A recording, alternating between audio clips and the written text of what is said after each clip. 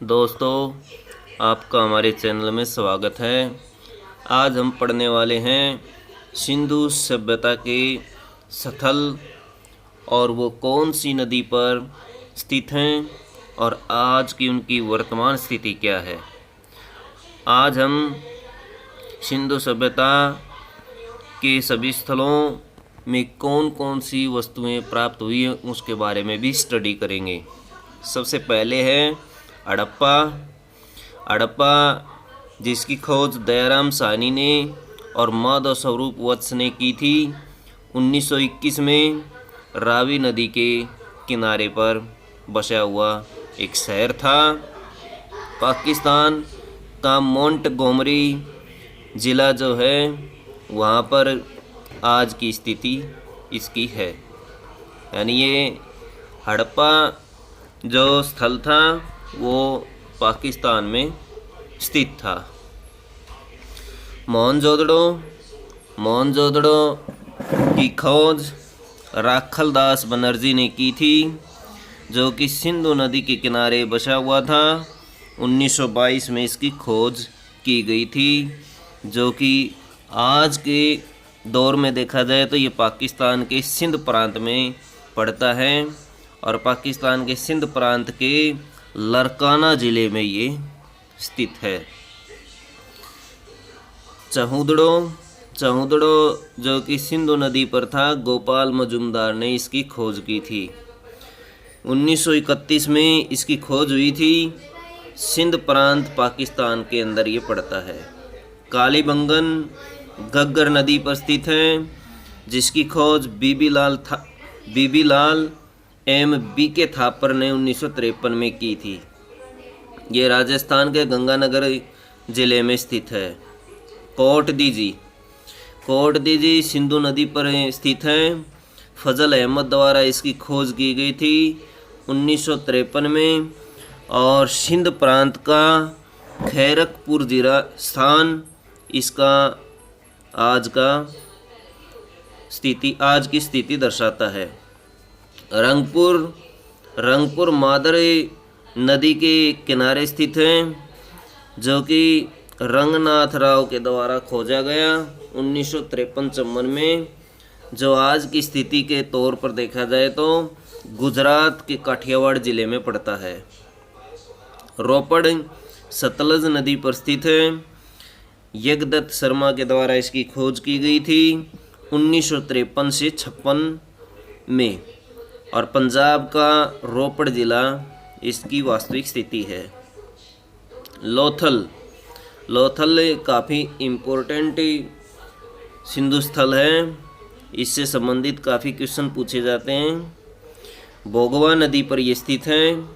रंगनाथ राव ने इसकी खोज की थी 1957-58 में और गुजरात के अहमदाबाद ज़िले में ये पड़ता है। आलमगीरपुर हिंडन नदी पर स्थित है। यज्ञदत्त शर्मा ने इसकी खोज की थी 1958 में। उत्तर प्रदेश के मेरठ ज़िले में ये पड़ता है। बनमाली या बनावली भी कहीं कहीं लिखा हुआ मिलता है। ये रंगोई नदी पर स्थित है। रविंदर सिंह बिष्ट ने इसकी खोज की थी 1974 ईस्वी में और हरियाणा के हिसार ज़िले में ये स्थित है। इसके बाद हमारा आता है एक और जगह स्थित है, जो कि काफ़ी मशहूर है हरियाणा में, राखीगढ़ी। इसकी खोज सूरजभान ने की थी 1963 में और वास्तविक रूप से इसका जो बड़े स्तर पर खनन हुआ था वो 1997 से 2000 ईस्वी में हुआ था। यह घग्गर नदी के किनारे स्थित था। तो ये कुछ इम्पोर्टेंट सिंधु स्थल हैं। इनमें से सबसे जो इम्पोर्टेंट हैं वो हड़प्पा, मोहनजोदड़ो, कालीबंगन, रोपड़, लोथल, बनवाली और राखीगढ़ी है। इनसे संबंधित काफ़ी क्वेश्चन एग्जाम में आते हैं। अब हम पढ़ेंगे कि किस जगह पर क्या क्या चीज़ें प्राप्त हुई है। सबसे पहले हड़प्पा में खुदाई पर अन्न भंडार, कांसे का दर्पण, श्रमिक आवास और एक कब्रिस्तान R37 के नाम से प्राप्त हुआ है। मोहनजोदड़ो में विशाल स्नानागार यानी बहुत बड़ा स्नानागार, कांस्य मूर्ति, पुरोहित की मूर्ति, श्रृंगी पशु की मुद्रा, महाविद्यालय इत्यादि प्राप्त हुए हैं। लोथल एक काफ़ी प्रसिद्ध पतन रहा है, जिसे गोदीवाड़ा के नाम से प्रसिद्ध था। इस पतन में चावल, अग्नि के कुंड, हाथी दांत, 3 युगल समाधि, घोड़े की मिट्टी की मूर्तियां प्राप्त हुई है। यानी सैंधव काल में लोथल एक प्रसिद्ध पतन था। कालीबंगा अथवा कालीबंगन भी कहीं कहीं ये मिलता है।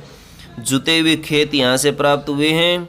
जुते हुए खेत के साक्ष्य अथवा जब खुदाई की गई तो खुदाई के पश्चात लाइनें प्राप्त हुई हैं, उसी को साक्ष्य माना गया है।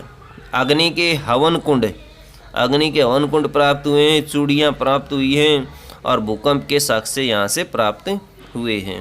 राखीगढ़ी से तांबे के उपकरण प्राप्त हुए हैं। चहुदड़ों से, जो कि पाकिस्तान में स्थित है आज की स्थिति में, सिंधु नदी पर ये स्थित है, मनके बनाने का कारखाना प्राप्त हुआ है। ये काफ़ी बार एग्जाम में पूछा जाता है, मनके बनाने का कारखाना कहाँ से प्राप्त हुआ है। चहुदड़ों से कंघा, लिपस्टिक, पाउडर इत्यादि भी प्राप्त हुए हैं। और चहुदड़ों से बिल्ली का पीछा करते हुए कुत्ते के पैरों के निशान भी प्राप्त हुए हैं। बनावली या बनवाली, मिट्टी का हल यहाँ से प्राप्त हुआ है। उस समय मिट्टी को टेराकोटा के नाम से जाना जाता था, यानी मिट्टी का हल बना दिया जाता था और उसको पका दिया जाता था, यानी पकी हुई मिट्टी को हम टेराकोटा बोलते हैं। तांबे की कुल्हाड़ी प्राप्त हुई है रोपड़ से। धान की भूसी, जवार और बाजरा प्राप्त हुए रंगपुर से। और सुरकोतदा से हमें कलश, घोड़े की हड्डी, तराजू इत्यादि प्राप्त हुए हैं। ये काफ़ी बार पूछे जाते हैं कि घोड़े की हड्डी कहाँ से प्राप्त हुई है। ये सुरकोतदा से प्राप्त हुई है। सुरकोतदा जो कि सरस्वती नदी पर स्थित है। यहाँ से 100 धान भी प्राप्त हुए हैं। 100 धान का मतलब है मटके में 100 की हड्डियाँ रख दी जाती थी और उनको ज़मीन में दबा दिया जाता था। मैक जॉन मार्शल के अनुसार इस काल का जो विनाश हुआ अथवा ये सभ्यता जो नष्ट हुई, उसका कारण था बाढ़। चाइल्ड एवं व्हीलर के अनुसार विदेशी आक्रमण के कारण ये सभ्यता नष्ट हुई। और फेयर सर्विस के अनुसार पारिस्थितिक असंतुलन के कारण ये सभ्यता नष्ट हुई। दोस्तों, सिंधु सभ्यता का निर्धारण कार्बन डेटिंग से अनुमान लगाया गया है, यानी ये अनुमान आधारित सभ्यता है।